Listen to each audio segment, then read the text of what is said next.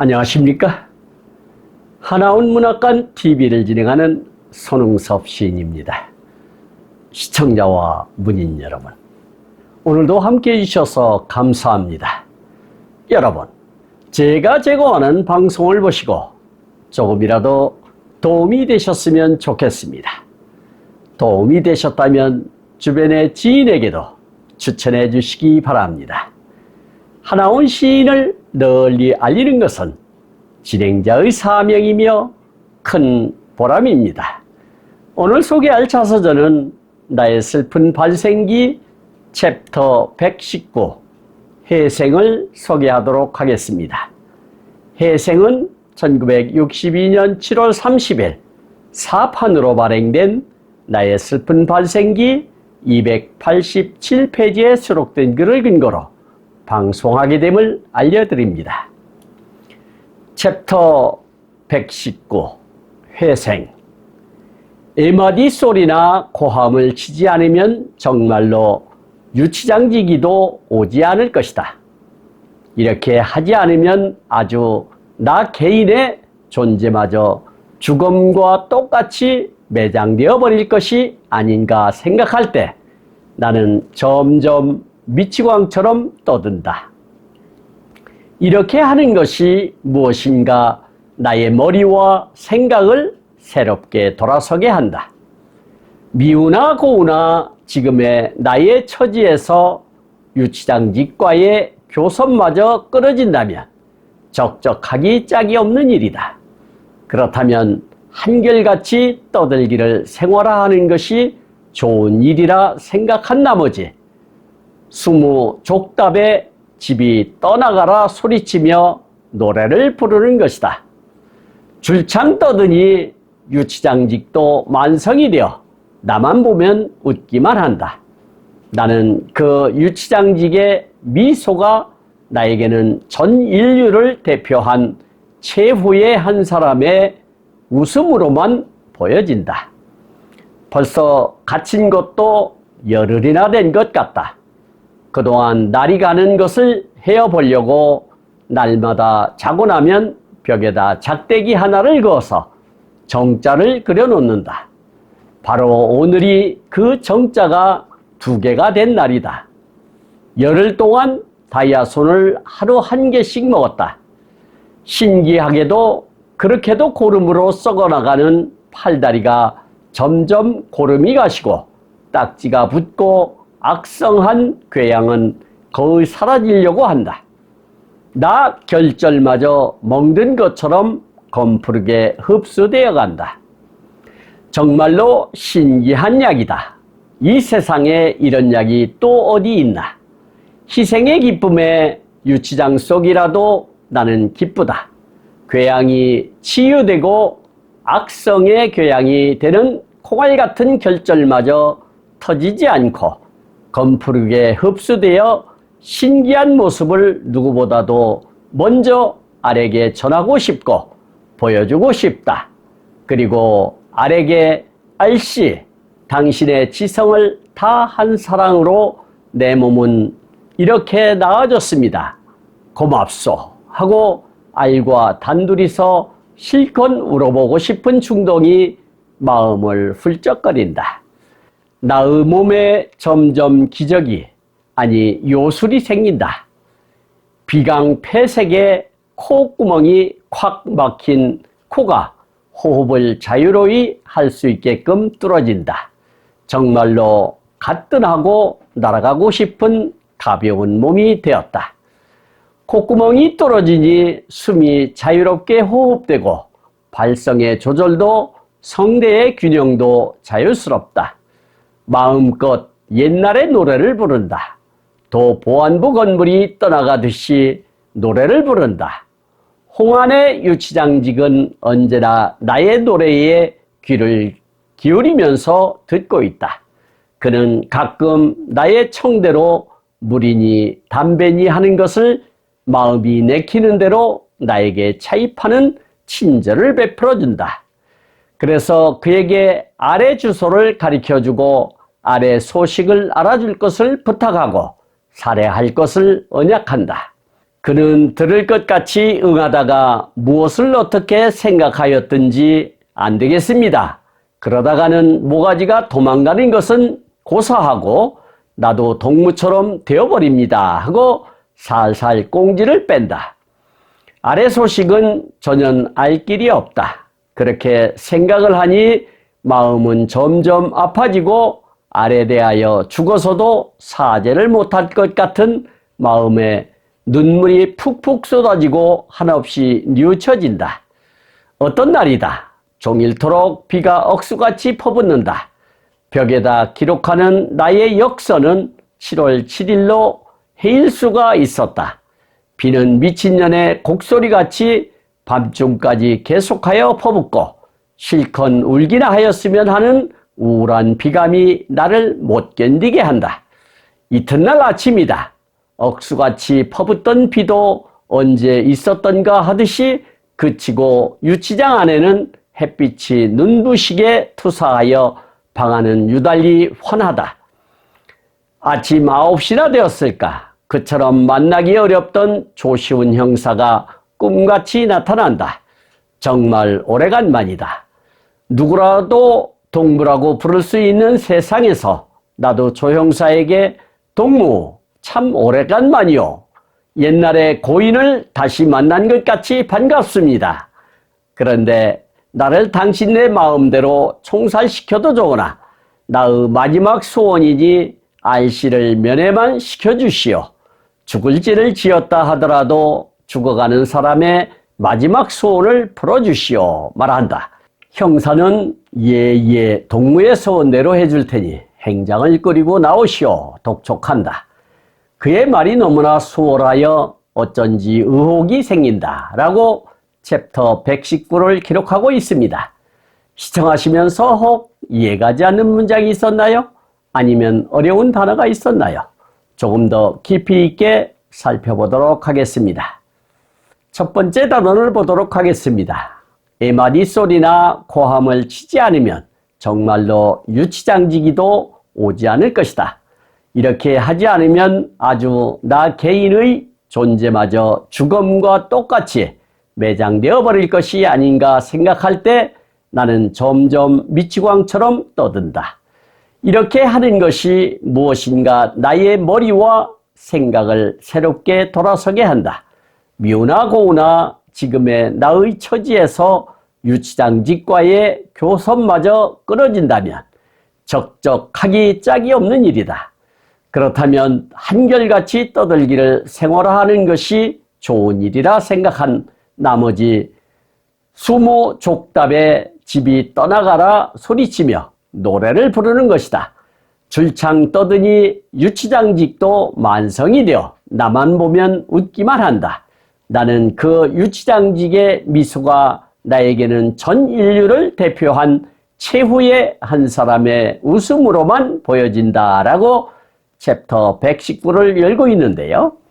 이 대목을 보면 사람이 사회로부터 잊혀진다는 것이 얼마나 괴로운 것이며 외로운 것이라는 것을 절실하게 느낍니다.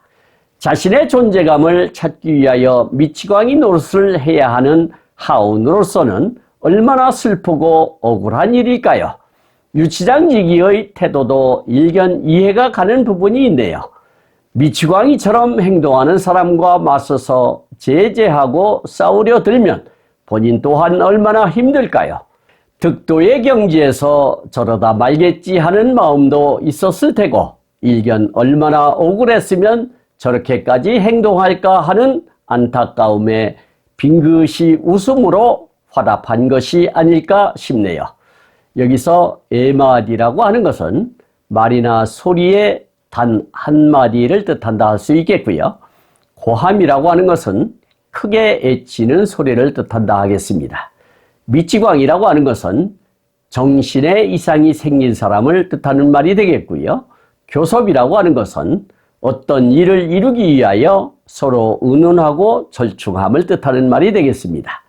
적적이라고 하는 것은 홀로 떨어져 있어 심심하고 외롭다라는 뜻이 되겠고요. 수무족답이라고 하는 것은 사전에 나오지 않는 애국 단어로서 손으로는 춤을 추고 발로는 스텝을 밟는 형태로서 한마디로 질을 발광하는 상황을 뜻한다 할 수 있겠습니다. 만성이라고 하는 것은 병의 증세가 급격히 심해지지도 않으면서 쉽사리 낫지도 않고 오래 끄는 성질을 뜻한다 할 수 있겠습니다. 그리고 미소라고 하는 것은 소리를 내지 않고 빙긋이 웃음을 뜻하는 말이 되겠습니다. 다음 단원을 보도록 하겠습니다. 벌써 갇힌 것도 열흘이나 된 것 같다. 그동안 날이 가는 것을 헤어보려고 날마다 자고 나면 벽에다 작대기 하나를 그어서 정자를 그려놓는다. 바로 오늘이 그 정자가 2개가 된 날이다. 열흘 동안 다이아손을 하루 1개씩 먹었다. 신기하게도 그렇게도 고름으로 썩어나가는 팔다리가 점점 고름이 가시고 딱지가 붙고 악성한 궤양은 거의 사라지려고 한다. 나결절마저 먹는 것처럼 검푸르게 흡수되어 간다. 정말로 신기한 약이다. 이 세상에 이런 약이 또 어디 있나. 희생의 기쁨의 유치장 속이라도 나는 기쁘다. 궤양이 치유되고 악성의 궤양이 되는 콩알 같은 결절마저 터지지 않고 검푸르게 흡수되어 신기한 모습을 누구보다도 먼저 알에게 전하고 싶고 보여주고 싶다. 그리고 알에게 알씨, 당신의 지성을 다한 사랑으로 내 몸은 이렇게 나아졌습니다. 고맙소 하고 알과 단둘이서 실컷 울어보고 싶은 충동이 마음을 훌쩍거린다 라고 기록하고 있는데요. 유치장에는 당연 달력이란 것이 없었겠지요. 그러니 시간 가는 줄을 모르기에 현명하게도 고리타분한 고전적 방법이지만 나름 날짜 가는 것을 알기 위한 수단으로 갇힌 날을 바른 정자로 하루하루 표기를 하였던가 봅니다. 그 바를 정자가 2개가 되었다니 열흘이 지났다는 것을 확연히 알게 되겠지요. 그리고 대구 동산병원에서 구입한 다이아손 60알 중에서 하루 한 알씩 먹었더니 나병이 점점 나아져가는 것을 목격하게 되었다고 하며 약의 효능을 알게 되었다고 하네요. 그래서 더더욱 사랑하는 알이 보고 싶었다고 고백하며 만나서 부둥켜 안고 실컷 울고 싶다고 토로합니다. 그렇겠지요. 나병으로부터 해방되는 역사적인 순간을 목격했으니 말입니다. 여기서 정이라고 하는 것은 발을 정자로 손을 꼽으며 술을 세아리듯 막대로 그으며 다섯을 세던 도구로 쓰이기도 했다 하겠습니다. 다이아손이라고 하는 것은 미국에서 개발한 나병 환자 치료약임을 알려드립니다. 고름이라고 하는 것은 오염된 상처가 골마서 생기는 누르스름하고 끈적거리며 고약한 냄새가 나는 액체를 뜻한다 할 수 있겠습니다. 악성이라고 하는 것은 병이 잘 낫지 않거나 전염성이 강하거나 목숨이 위태로울 정도로 독한 것을 뜻한다 할 수 있겠고요. 궤양이라고 하는 것은 피부나 점막이 헐어서 짓무르고 출혈하기 쉬운 병을 뜻한다 할 수 있겠습니다. 결절이라고 하는 것은 맺혀져 이루어진 말이라는 뜻으로 여기서는 나병 환자에게 나는 현상을 말한다 할 수 있겠습니다. 치유라고 하는 것은 치료를 받고 병이 나음을 이르는 말이 되겠고요. 지성이라고 하는 것은 지극한 정성을 뜻한다 할 수 있겠습니다. 충동이라고 하는 것은 반성이나 억제 없이 발작적으로 행동하려는 마음의 움직임을 뜻한다 할 수 있겠습니다. 다음 단원을 보도록 하겠습니다. 나의 몸에 점점 기적이 아니 요술이 생긴다. 비강폐색에 코끝이 꽉 막힌 코가 호흡을 자유로이 할 수 있게끔 뚫어진다. 정말로 가뜬하고 날아가고 싶은 가벼운 몸이 되었다. 콧구멍이 뚫어지니 숨이 자유롭게 호흡되고 발성의 조절도 성대의 균형도 자유스럽다. 마음껏 옛날의 노래를 부른다. 도 보안부 건물이 떠나가듯이 노래를 부른다. 홍안의 유치장직은 언제나 나의 노래에 귀를 기울이면서 듣고 있다. 그는 가끔 나의 청대로 물이니 담배니 하는 것을 마음이 내키는 대로 나에게 차입하는 친절을 베풀어 준다. 그래서 그에게 아래의 주소를 가리켜주고 아래 소식을 알아줄 것을 부탁하고 살해할 것을 언약한다. 그는 들을 것 같이 응하다가 무엇을 어떻게 생각하였든지 안 되겠습니다. 그러다가는 모가지가 도망가는 것은 고사하고 나도 동무처럼 되어버립니다 하고 살살 꽁지를 뺀다라고 기술하고 있는데요. 다이아송의 효과를 꽉 막혔던 콧구멍이 뻥 뚫리면서 숨쉬기에도 한결 편안하고 늘 코맹맹이 소리를 내던 답답함도 훌쩍 날려보냈다고 하니 얼마나 시원하고 개운할까요? 그래서 더 발성이 좋은 노래가 불러졌다고 하네요. 그래서 그런지 유치장지기도 이따금 물이며 담배까지도 넣어줬다고 하니 하운의 노래 실력을 가늠할 수 있겠지요. 그러는 동안 제법 유치장지기와 친밀도가 높아졌다 싶어 개인적인 부탁을 은밀히 제안했나 봅니다. 알에 대하여 근황을 알아봐 줄 것과 그에 대한 대가를 지불하겠다고 약속했으나 들어줄 듯 하더니만 갑자기 돌변하여 내 모가지가 10개라도 모자란다며 거절을 했던가 봅니다. 여기서 기적이라고 하는 것은 상식을 벗어난 기이하고 놀라운 일을 뜻한다 할 수 있겠고요.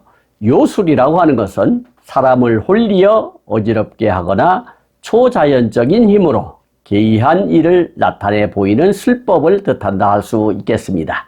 비강폐색이라고 하는 것은 콧구멍에서 목젖 윗부분에 이르는 코 안에 빈 곳이 닫히어 막힘을 뜻한다 할 수 있겠습니다. 가뜬이라고 하는 것은 홀가분하고 상쾌하다라는 뜻이 되겠고요. 발성이라고 하는 것은 입 밖으로 목소리를 내을 뜻한다 할 수 있겠습니다. 성대라고 하는 것은 소리를 내는 기관을 뜻한다 할 수 있겠고요. 균형은 기울거나 치우치지 않고 고른 상태를 뜻한다 할 수 있겠습니다. 홍안이라고 하는 것은 붉은 얼굴이라는 뜻으로 젊어서 혈색이 좋은 얼굴을 이르는 말이 되겠습니다. 차입이라고 하는 것은 돈이나 물품 따위를 외부에서 꾸어들임을 이르는 말이 되겠고요. 사례라고 하는 것은 말이나 행동, 물품 따위로 상대에게 고마움을 나타냄을 뜻한다 할 수 있겠습니다. 언약이라고 하는 것은 말로써 약속함을 뜻한다 할 수 있겠고요. 고사라고 하는 것은 더 말할 나위도 없음이라는 뜻이 되겠습니다. 꽁지라고 하는 것은 새의 꽁무니에 있는 기다란 깃을 뜻하나 여기서는 발을 뺀다라는 뜻으로 해석하면 될 것 같습니다. 다음 단원을 보도록 하겠습니다.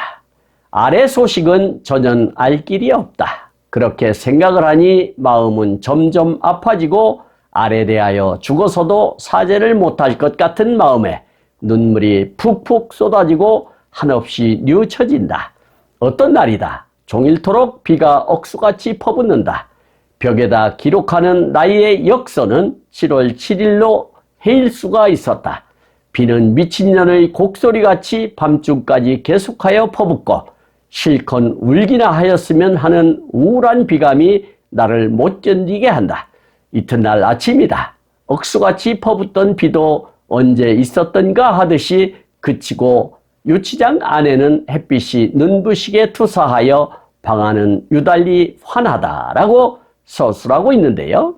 유치장에 갇혀있고 신라 같은 희망이 보이던 유치장지기와의 밀담도 허사로 끝나자 하운은 커다란 낙담을 했겠지요.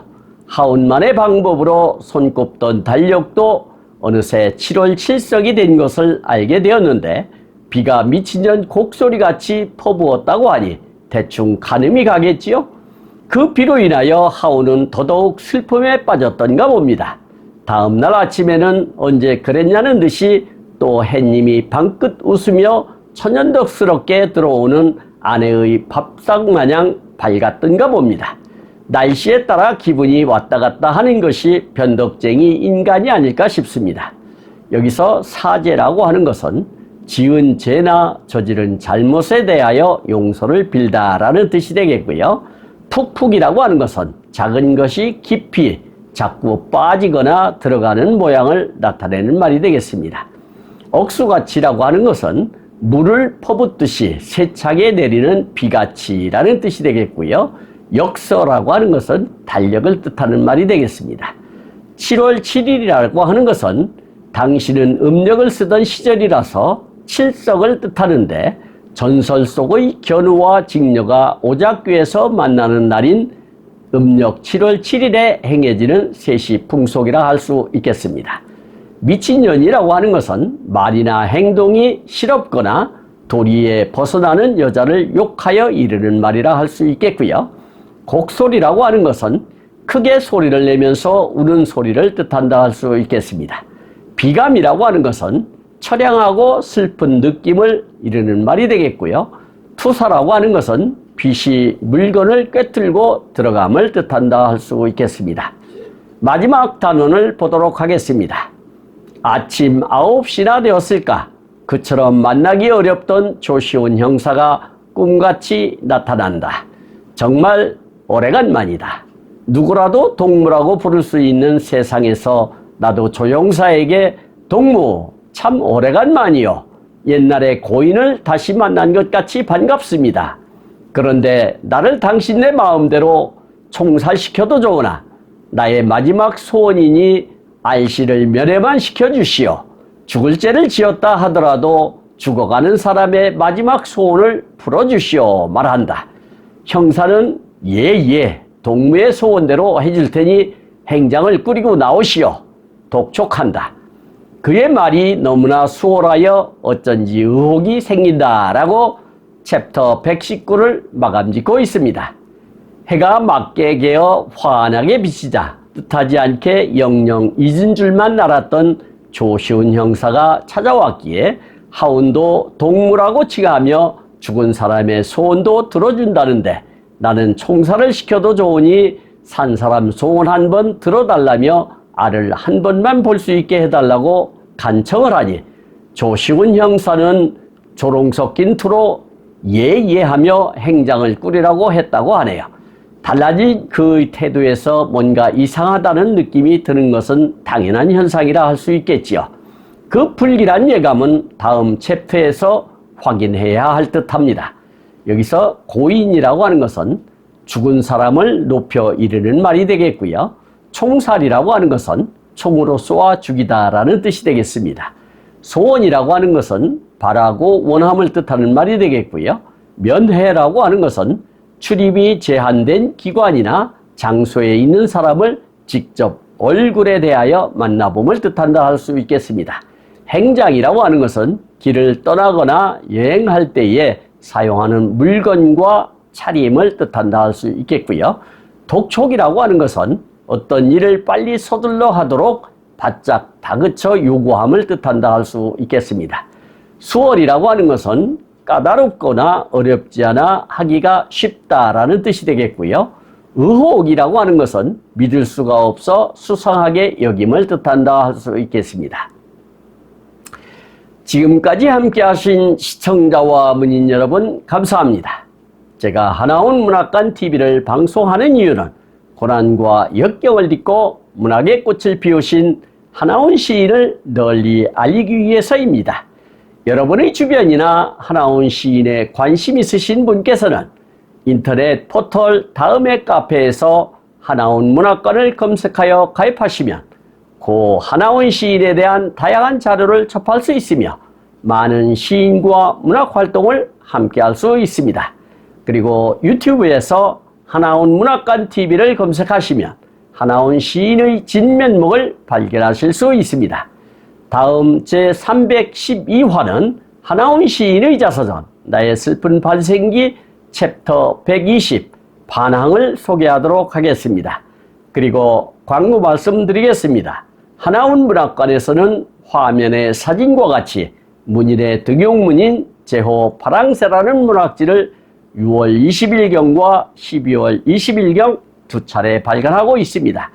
존경하는 문인 여러분의 소중한 작품이 적극적으로 모아주셔서 11번째 파랑새가 지난 6월 20일경 푸른 하늘을 홀홀 날아 문인 여러분의 보금자리로 날려보냈습니다. 참여하여 주신 문인 여러분께 하나원 시인을 대신하여 감사의 말씀을 올립니다. 더욱더 알찬 내용으로 찾아뵙겠습니다. 감사합니다. 진행의 손흥섭이었습니다.